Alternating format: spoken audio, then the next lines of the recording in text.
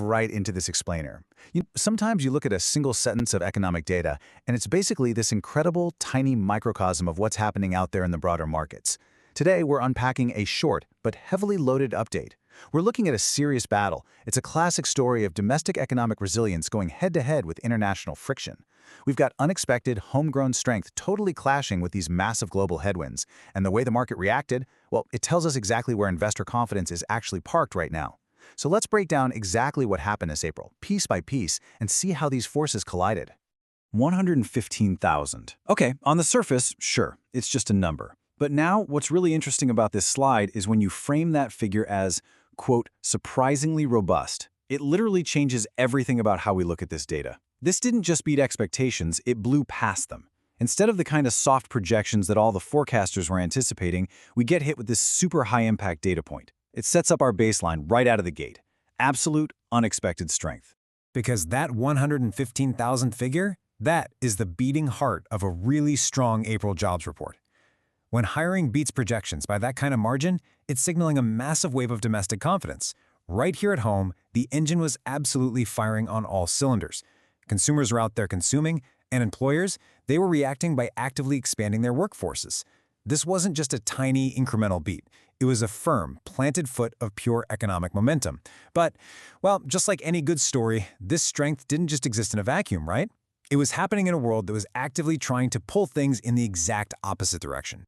And that brings us to the real pivot point of our explainer, the word despite. Despite Iran-related shocks. This is exactly where the gravity shifts from a domestic celebration to a heavy global reality.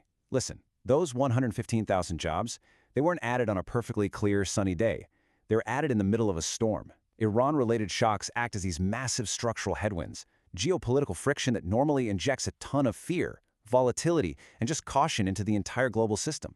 Honestly, usually when the word shocks gets thrown around, employers just freeze. They totally pause hiring. But that one word, despite, tells us the normal rules just didn't apply here. That domestic strength we just talked about, it powered straight through the shockwave. It's literally a giant tug-of-war. On one side, you have your domestic anchor, robust job growth just aggressively pulling the economy forward, and on the flip side, the opposing force, Iran-related shocks, acting as intense friction, trying to drag everything to a grinding halt. Look, every single day in the markets, investors have to sit there and weigh the very tangible reality of an expanding workforce against the looming threat of global geopolitical shocks.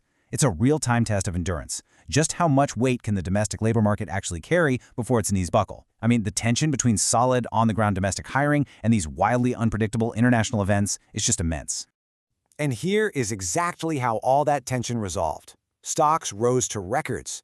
The market sat down, weighed the robust hiring against the geopolitical shocks, and made a definitive choice. It shows growth. The market didn't just survive the tug-of-war, it thrived in it. Hitting a record high means that despite all the noise, despite that very real international friction, capital fundamentally believed in the underlying strength of the domestic economy.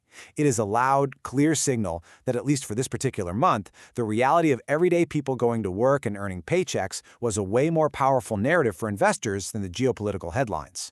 So, the crucial point is how these three distinct ideas intertwine to give us a really complete picture of this specific moment in time. What should you actually take away from all this? First, the foundation. Roughly 115,000 jobs were added, which really highlights a surprisingly robust domestic engine. Second, the stress test. Those geopolitical shocks were absorbed. The system got hit with Iran-related friction, and the engine did not stall out. And third, the ultimate result. Record highs were achieved. The market completely validated that resilience. It just goes to show you that an economy isn't just a boring collection of numbers on a spreadsheet. It's a living, breathing system that reacts, absorbs, and in this specific April window, totally overcomes. We saw what happened in April. We saw the clear victory of domestic hiring over those global headwinds. But naturally, seeing how this resolved leads us to ask a really big question. Can market records outpace geopolitical shocks indefinitely? Is this kind of unbelievable resilience a permanent feature of our current economy, or is this just a totally unique moment in time? Understanding exactly how we absorb the friction today is absolutely the best way to prepare for the headwinds of tomorrow. Definitely keep that question in mind the next time you see a strong jobs report clashing with heavy global news.